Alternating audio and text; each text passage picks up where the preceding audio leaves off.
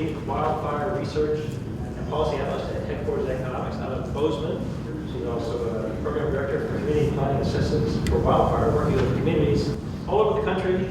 She's a Montana native, an avid outdoors person, and she has degrees in political science, Japanese, geography, and forestry. And please give her your full attention. Thanks, Kimiko, for being here. And it's all yours. All right, fantastic. I am out of my game. I have not done an in-person presentation for 2 years. So thanks for bearing with me on this. Thanks for the introduction. My name is Kimiko Barrett. As Bob just so graciously said, I am a wildfire researcher and policy lead with Headwaters Economics. I'll talk a little bit more about who and what Headwaters Economics is here momentarily. Can everybody hear me? Okay, I don't need to use the Can you use the mic, please? I'm sorry, what? Can you use the mic, please? You want me to? Yes, please. Thank you very much. Hello, testing. Okay. So, is that better? Great, thank you. Okay, let's see if this advances. So, the focus of this presentation is going to be looking at some interactive tools, some resources. Chief Tuttrell asked us to come down and give a little bit of a preview of some of the interactive resources we've developed in coordination with fire ecologists and researchers across the country to help you all in the audience, as fire personnel, as fire managers and chiefs, better understand, explore, and reduce wildfire risk. I'm going to start first by setting some context, though, about what we know with respect to increasing wildfire risk, not just within the state, but within the country.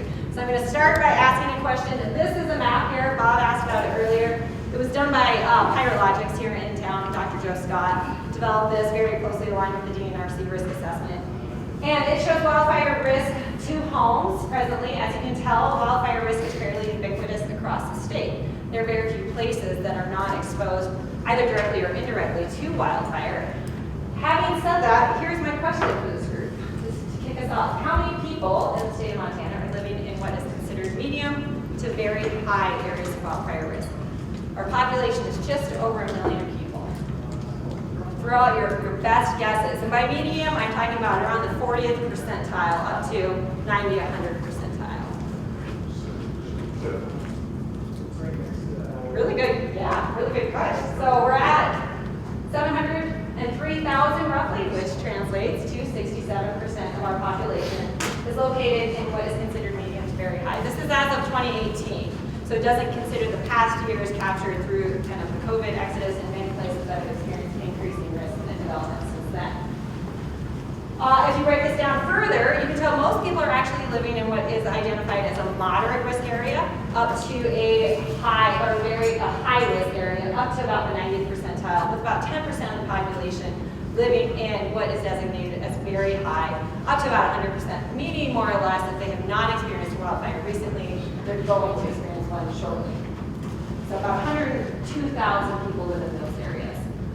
So that was just the context. Again, my name is Kimiko Barrett. I work with Headwaters Economics.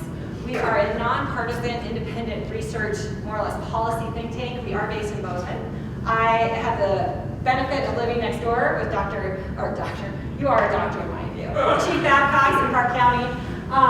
And we deal with a lot of really wicked, complex issues in the country, working with communities on the ground, everything from energy use and production to flood mitigation, public lands and recreational impacts, to the wildfire area, and that's where I lead our efforts in. What I want to do today in my time is to set the context with identifying what are some of the risks currently, what are the projected trends into the future, how do we need to start preparing for this, and perhaps more importantly, highlight and feature some of the tools we've come up with at Headwaters Economics and in partnership with many federal and state land management agencies to better identify opportunities to understand, explore, and reduce these risks.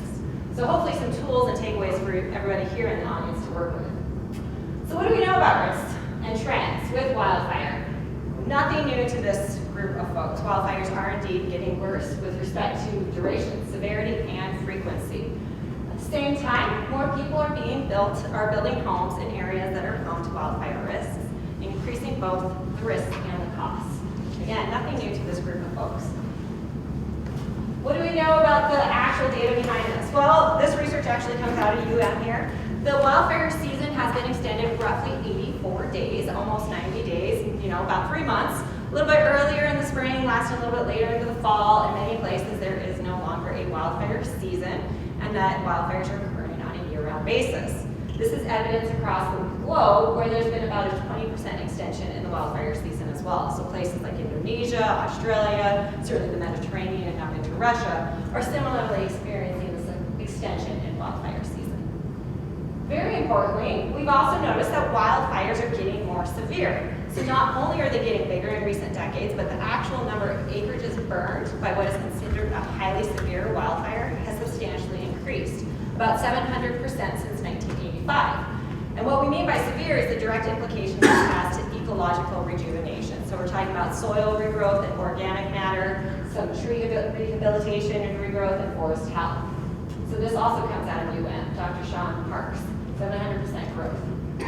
At the same time, wildfires are being exacerbated by increasing the drier climate. So we have about 75% of U.S. forests are drier than where they have historically been. This is directly tied to earlier snow melt, precipitable changing variations in rain and snowfall, as well as a prolonged drought. This is further amplified by the fact that more people are building homes in wildfire-prone lands, known as the Wildland Urban Interface, or the WUI, an acronym everybody here, I'm sure, is familiar with. So currently, 1 in 3 homes is located in the WUI. It is indeed the fastest growing land use type in the country, outpacing all other areas of growth. And this is as of 2010, so it does not capture the past 10 years nor the COVID exodus. So we only know that this has indeed gone up. Here in Montana, what does that mean for growth? So here's the same map again done by Hydrologics. We overlaid it with tax assessment records from 1990 through 2018, and what we found is that indeed, like many places in the West, there's ongoing home development in high wildfire risk areas. In fact, roughly 120,000 new structures have been built in moderate to high hazard areas since 1990.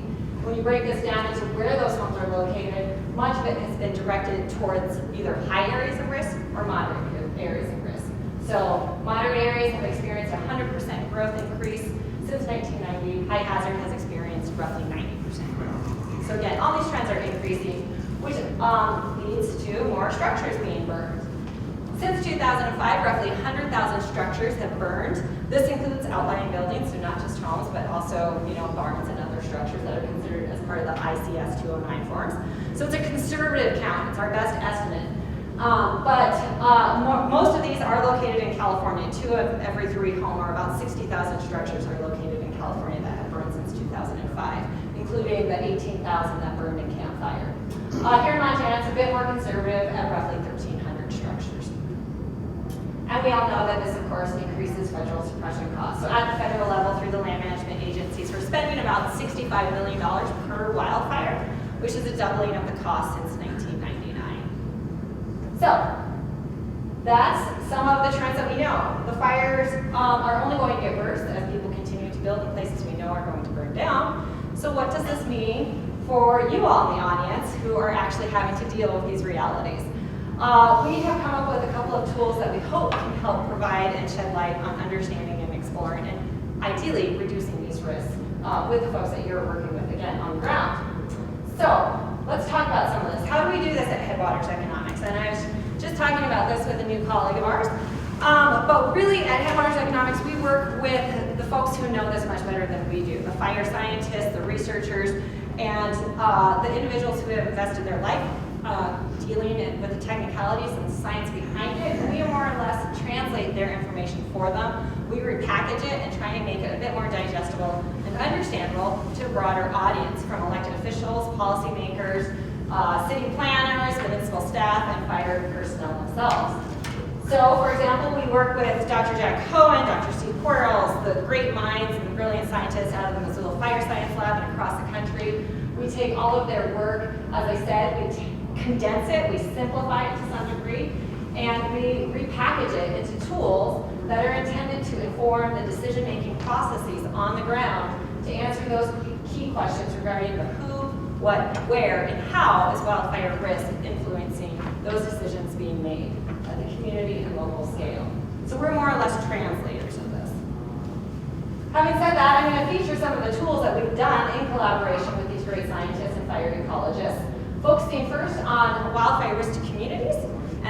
that, a new tool that was developed that directly pulls from some of that and provides a report for you. And then there's another tool I'll be featuring kind of shorthanded towards the end. And then we'll have time for questions to that happy field. So wildfire risk to communities. Let's start with this one.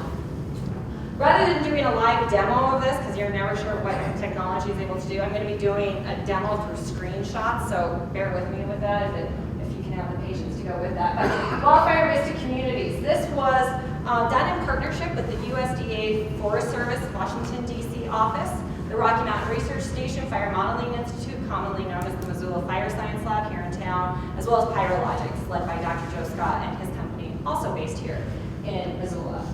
It's a tool to better understand, explore, and reduce wildfire risk. And it was mandated through the Omnibus Bill of 2018. And what it does is provide interactive nationwide maps, charts, and data with consistent methodology that is searchable by community, county, or state. So I'll be talking about this now. The intended audience is you all here in the community and working with wildfire risk, very real on-the-ground experiences, much more so than the fire researchers or certainly myself as a policy analyst. So I would love to hear your feedback actually following this presentation, or my contact information will also be enclosed, whether this works for you or not, because you're really the focused audience for this, including elected officials as well, city planners and municipal staff, land use planners, and then fire managers and USDA Forest Service, other land management agencies as well. So that's the audience. It's intended to help communities prioritize mitigation efforts, identify communities where localized efforts are more needed, and then hopefully prioritize and identify resources to mitigate and reduce that risk. So let's talk about wildfire risk communities. Wildfirerisk.org is the website. When you open it up, you're automatically presented with an interface that gives you 3 different pathways with which to understand, explore, and reduce wildfire risk. So I'll be talking about each of these individually now, just kind of talking us through this, starting with the understand page. So I don't know how many of you have started to look into the vernacular and terminology of wildfire risk, but you're quickly confronted with a 285-page glossary all on what wildfire risk is. And so we worked very, very closely with the Fire Modeling Institute and others who specialize in this to try and reduce it to 4 very simple influencing factors that really compound on the ground to influence or decrease wildfire risk for any particular location. And that is likelihood, intensity, exposure, and susceptibility. And I really compare these 4 drivers more or less to like sound controls on a music board, and increasing or decreasing any one of these 4 factors is in turn going to influence either hazard or vulnerability, which collectively yields wildfire risk for any geography or location. So this is really important because the fire researchers really get their heads wrapped around the nuances and the differences between likelihood, intensity, exposure, and susceptibility. And we describe this in more detail on the understand page, along with some examples, some descriptions of what we mean, and some interpretation to help you guide through really what that means with respect to overall wildfire risk. So that is all part of this understanding risk page. In addition to that, we give you direct links to explore each of those 4 components in a bit more detail, as well as a reduce option, which helps you mitigate and address that specific component of risk. So if you want more toilet reading, go check out the understanding risk page. Reduce is the next one I'm going to talk about, and then I'll get into the explore option. Reduce leads you to 9 very specific mitigation measures. Each of this is backed again by peer-reviewed research and scientists. We worked with all of the science staff on coming up with these 9 different mitigation measures. So if you go to any one of these, you'll get a whole description and explanation of what it is, some handouts, some resources, program links to like Ready, Set, Go, NFPA resources, Firewise, other great efforts across the country that are trying to also address these various mitigation measures. And so all of this is included on the reduced risk page, and each of these 9 pages subsequently leads you to additional resources and information. So I'm happy to talk more about that as well. Really what I want to do is spend some time now on the explore option, because this is the central pathway, really the main dashboard for the whole website. It's the meat of it. And if you click on the explore option, it takes you to a search index, which you can automatically search by community, county, or state. So I thought I would contextualize this by drawing on a local example. of the Richard Spring Fire. Did anybody have experience with the Richard Spring Fire, work on it? Okay, great, all right. So let me know if I'm on point here. Richard Spring Fire though, so it burned just over 107,000 acres, burned through ponderosa brush and juniper, very close to the community of Landier, and not far from the community of Colstrip. Is that an option for me to wear that? If you'd like to, yeah. Oh, come on. Yeah, if you'd rather, that's fine. So anyways, so the Richard Spring Fire. So let's look at Landier as an example. Say I was working on this and I was curious what the potential risk implications were for the local communities, what that might imply for evacuation protocol and recovery efforts. So once you go back again to the main search index, as soon as you start typing in your community, county, or state, it automatically populates. So you can filter through that drop-down menu, select whatever jurisdiction or geography you're interested in. So for this, I selected Landier. It opens automatically up to the interface of risk to homes is by default the opening data layer that's being shown. Again, all of this was done in close collaboration with HyperLogics as well as the Fire Modeling Institute. We provide a description of what we mean by that. So risk to home integrates wildfire likelihood with intensity for any consequence for a local geography on the ground. This asks a hypothetical question: if a structure were here, what would be its relative risk? So it doesn't only address existing structures, but also potential growth, and therefore can be really important for planners and others thinking about proposed new developments in high wildfire risk areas. So that's risk to homes. There's glossary connections throughout the website itself. Every little underlined concept or word in this leads to a glossary definition. In addition to that, up in the top corner there, you'll see the geography that you've selected, but there's also a breadcrumb trail above it that leads to the geography higher than what you've already selected. So for example, Landier is the community, but above it you can see that that rests within Rosebud County, which similarly rests within the state of Montana. So if you were to select Rosebud, the map automatically changes to reflect that other geography, which is going to change your risk level.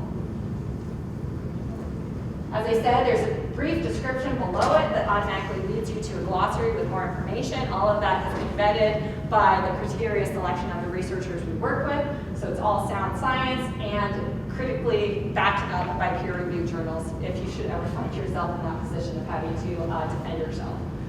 There's a scatter plot below which indicates where you are relative to the other counties that you compared yourself to. So for example, Rosebud here is in the 89th percentile of risk relative to other counties in the state of Montana. Notice that I keep saying relative risk. This is really important because we all know that risk is relative to whoever you're comparing yourself to. So for the analogy I'm going to use to try and explain this a little bit better, because I had to wrap my head around this quite a bit when Joe Scott was trying to explain what this meant to me, is it depends on who you're comparing yourself to. So, for example, I like to think of myself as a relatively decent chef when I compare myself to my husband. It's not a big stretch. I make a mean bowl of spaghetti. I'm a 5-star Michelin chef. However, relative to anybody outside my husband, I'm a really poor cook. So that's the same with wildfire risk. It's relative to who you compare yourself to. So Park County has high risk relative to the state of, well, it's moderate to Montana, but relative to the rest of the country, it's quite high, as are most western counties. So Rosebud County, for example, when you were to toggle it, right there is your option to toggle between your state of comparison. So say you want to change from Montana to the nation, you can see that the map does change. Rosebud still has pretty high risk no matter what. It went from 89th percentile up to 93 percentile. So it's high no matter who your universal comparison is to. As is similar with a lot of western counties. So that's the nation. Again, it shows in the scatter plot below where you are relative to the many other counties and communities in the country. Why is the risk changing? Because your universe of comparison's gotten much bigger. So Rosebud County compared to Montana is in the 86th percentile, but if you expand that to compare yourself to the entire country, you actually have a much higher risk. Most counties in the western part of the state do. Does that make sense? So it's like your comparison has gotten much bigger. Bigger in the state of Delaware. Correct, right. So it's like as you start to expand who you're comparing yourself to, your risk is going to start changing. So if you were to say compare yourself to the whole world, your risk might not be that high because Greece has substantially higher risk than us. So my question is, on the risk that you're saying that it's expanding, is that because of the causes of some of these fires right now? It's the underlying drivers of how Joe has modeled risk. So again, it's intensity along with likelihood. So those factors still stay the same. What the actual cause of Richard Springs, the slough grass, the rough draw, these fires, and what was actually the cause of those fires? Right. I couldn't answer that with the modeling. Yeah. Because I'm wondering if that's getting factored into that, because that's our wildfire. Mm-hmm. I'm the fire chief fire warden for Rosewood County. Okay. Yeah. So it's more or less saying, relative to both the state of Montana and the country, Rosebud has high wildfire risk, and it's probably a lot of the fuel type. Yeah. Would be a big driver of it. Is the underlying data behind it, is the fuel layers. So you can also scan to other and hover over other dots on that scatter plot, and a pop-up window automatically comes up and it shows what you're comparing yourself to. So Mineral County has unsurprisingly high wildfire risk in the 96th percentile. So that is the risk to homes. In the top right-hand corner, you see 3 other options to explore different data layers done by Pyrologics. So next to risk to homes is the exposure type. This one's a relatively new data layer for all fire modeling, and that what it really tries to illustrate is, and I find personally fascinating, is risk to structures not just from direct flame contact, but also from ember cast or home-to-home ignition. So it's the indirect exposure is also modeled in this. So everything in red is direct exposure through flame contact. Everything in orange is indirect exposure. And then alternatively, something that's not identified in Rosebud is non-exposed areas, and that means pretty much combustible surface areas, non-flammable. Thinking parking lots, airports, main malls, stuff like that. Really tarmacs and concrete surfaces. So if you were to look at Gallatin County, for example, the airport's considered non-flammable or not exposed. So the more metropolitan you are, the more area of non-exposed you're going to have. So that's exposed. This is important because many places that consider themselves to be safe from wildfires are in fact highly exposed through ember cast, as we've seen in many fires in the past. The Sleepy Hollow fire, for example, embers flew 2 miles into the interior of the city of Wenatchee and burned apple pellets on the apple producing plant that they had in their downtown district. So we know embers can be incredibly destructive, accounting for 90% of all homes lost. So that was anything. Wildfire likelihood, this models the probability of a wildfire occurring for any specific location. Similarly, below that is a scatter plot indicating where that certain community or county rests relative to other communities and counties for comparison. The last one is vulnerable populations. We threw this in, and I'll talk more about another tool that does this a little bit better, but it pulls from the American Community Survey data, so it identifies 6 different socioeconomic demographics, and it interlays that over your community or county, and it just is supposed to yield some additional insights and information that might come into consideration when you're thinking about the ability to prepare for, respond to, and recover from a wildfire. So for example, Rosebud County has about 18% of the population disabled, as well about 17% living in mobile homes. This might come into account when you do, again, think about all those processes involved with the whole recovery and planning effort of a wildfire. For example, we did this with Chief Litzenbury out of Santa Fe, and what we did with the chief down there is found that a large proportion of their population had challenges with English proficiency. So this played into account in the preparation of their outreach materials, and they had to customize many of those products in multiple languages based off of English understanding. So that's vulnerable populations tab. And very importantly, and hopefully useful for this group, up in the top is again that take action that leads you to those 9 mitigation measures. But right next to it is a download data. So you can access the U.S. Forest Service Archive database there and download all this information as either GIS shapefiles or as tabular summaries in Excel spreadsheets, which allows you to do your own calculations, you can do your own comparisons, and have a better understanding of the very specific statistics relevant to your geography. So that's a download option, and then a glossary that gives you a lot more information and contextualizes some of these concepts. That's wildfire risk to communities, and there's the website link to it. Drawing closely from this is wildfire risk report. This is provided off the Headwaters Economics website in the Natural Hazards tab. Similarly, there's a search index that you can identify through community, county, or state. When you select on your area of interest, it automatically opens up to a pop-up window in which you can download all of that information in a report, either as an Excel spreadsheet or as a PDF. I'm going to talk momentarily through what that report looks like, just so you have some understanding. It looks like this when you print it out. You get a table of contents, talks a little bit about what you're going to see in the report, including those factors of risk and exposure, susceptibility, demographic variables that support that, as well as land ownership breakdowns. And the report looks like this. So up in the top, you get proportional summaries of what each of those components are. I did a comparison of geographies between Rosebud, Missoula, and Gallatin County, just to see what it would look like. There's a chart below it. Again, all of this is available as a copy-paste. So if you need to submit it to a grant application or a proposal, any sort of documentation, the Excel spreadsheet lets you do that. So Rosebud here, you can tell again, that's a breakdown of exposure. Missoula County and Gallatin County, they have a little bit more not exposed areas because they are more metropolitan and have more non-flammable surface area. And they have a little bit lower direct exposure. And then next to that are the summary stats on the fly, which really help interpret and better understand what it is you're looking at in those charts. On the right-hand side is a definition, the scientific definition, actually, in terms of how this is identified in the peer-reviewed literature of what we mean by some of these concepts. And then equally important below, we tell you what that actually means and how that's helpful for you. So that's the interpretation component. Again, this is found on the wildfire risk website under natural hazards for Headwaters Economics. The last tool I want to talk about and just feature really quickly was recently developed. It builds again off of wildfire risk to communities data. And we overlaid it with American Community Census Survey to come up with a tool to better understand the adverse impacts to populations that, again, have socioeconomic demographics that make them adversely impacted by wildfires. Because we do know that wildfires do not affect all people equally, nor communities equally.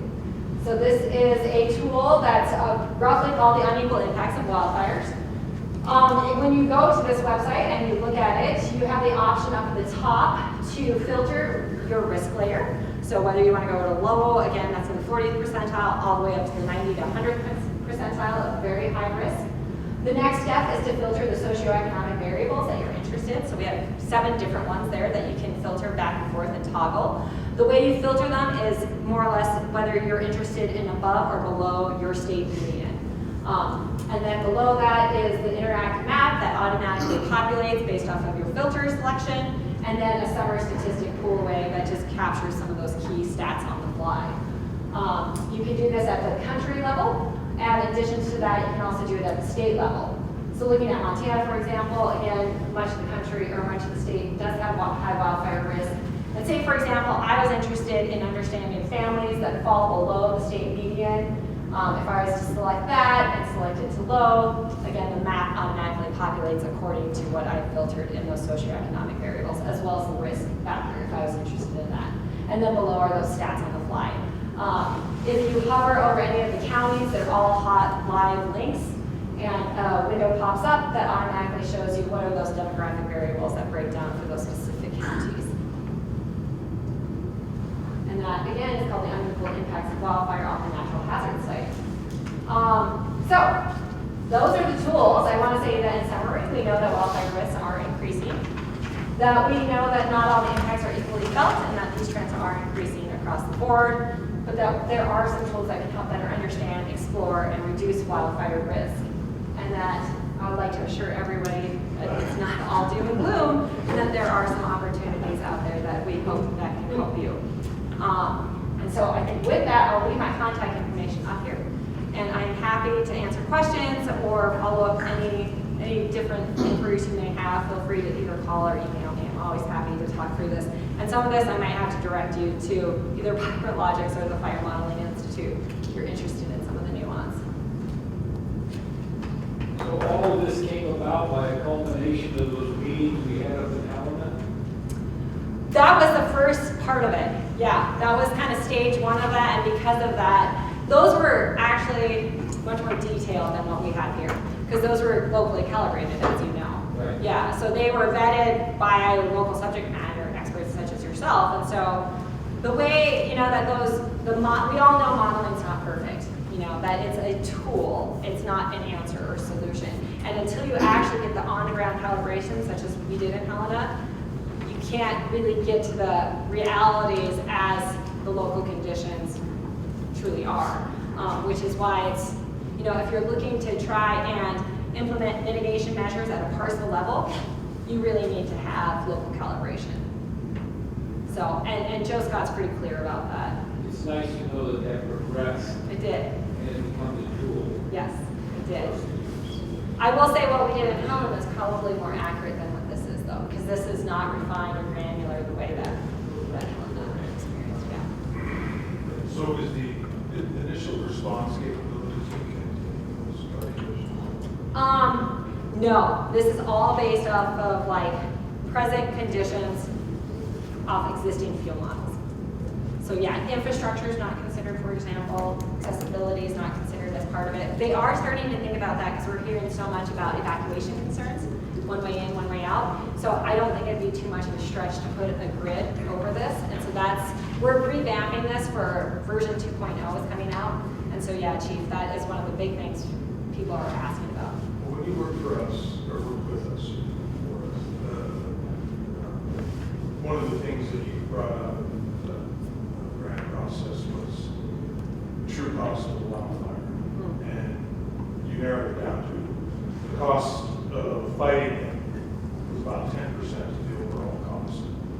So if the fire costs $10 million to fight, the true cost was probably $100 million. With homes lost, displacement, all that other stuff. So from where I'm coming from, a lot of it depends on the education, which I think the state of Montana has done a great job with. The individual fire departments getting out there. But we kind of hit ourselves against a brick wall because up until just recently, the insurance companies weren't getting on board with it and telling these people, either you do some of this or you're not going to ship it. Now that's changed a bit, probably because of California. But if we take into consideration some of the more remote areas that are not very populated, what are the resources that they have initially? Like in Rosewood County, I don't know how far apart the departments are, but yeah. So Right. if you have hundreds of miles to go for initial response. And I understand what you're saying, but I have engines scattered. I've got 28 engines scattered all over the county. I think, yeah, your point is great though. Yeah, the actual operations on the ground, the response capacity and capabilities. Yeah, it is not modeled in this yet. I don't think it'd be much of a stretch though, when you're just talking about modeling layers at that point. It's just over, interfacing the next layer over it. So yeah, it's a great thing that you bring up. And it's certainly, I think, I agree with you. The pressure coming out of insurance companies and how they rate and proximity to fire stations is coming out of California and is sort of making pressure across the country to start modeling this better and plays into account for evacuation, certainly. There more questions? Yes, sir. The Headwaters economics side of thing you showed us at the very first, where you can get to the report, is that on your website? It is. It is. Currently, yeah, if you go to the Headwaters Economics website and in the top you'll see natural hazards, there's also a search index right there on the homepage and just type wildfire risk report. Okay, thank you. Yeah. I didn't quite understand that. Yes, I know. Yeah, it's all very Okay. sexual again is the word I use, it seems. But yeah, us and Fire Modeling Institute. The other thing I was going to ask is when you did that, you showed the vulnerability. Does the vulnerability also include, or did you guys include, whether individuals have their own means of transportation with that? So access to a vehicle is a variable included. Yes, and I think it's access to a minimum, it's however the census asks the question. So I think, do you have one vehicle per family unit? Yeah, that's what I was asking, if yes. you connected it to the census. Yeah, Yes, gotcha. that is the one question. And so of course this will be updated with the most recent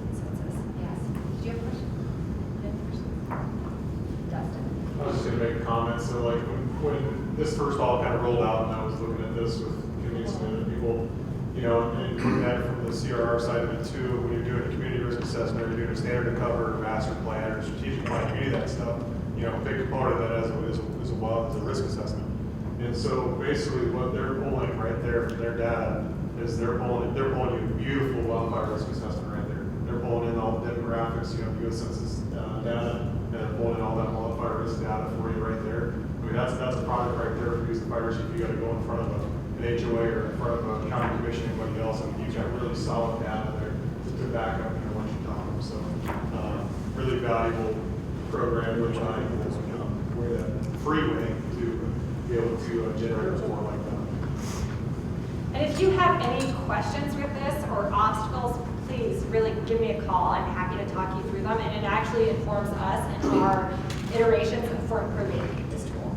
So if you find something that's not very intuitive, or you're struggling with something, or you're not finding the data at the granularity you're looking for, please let me know, and I can answer it for you, or I'll direct you to Joe Scott to have him answer it on my behalf. So. Do you know when the 2020 data will be updated? April of 2022 is when we're going to release the next version. Cool. Yeah.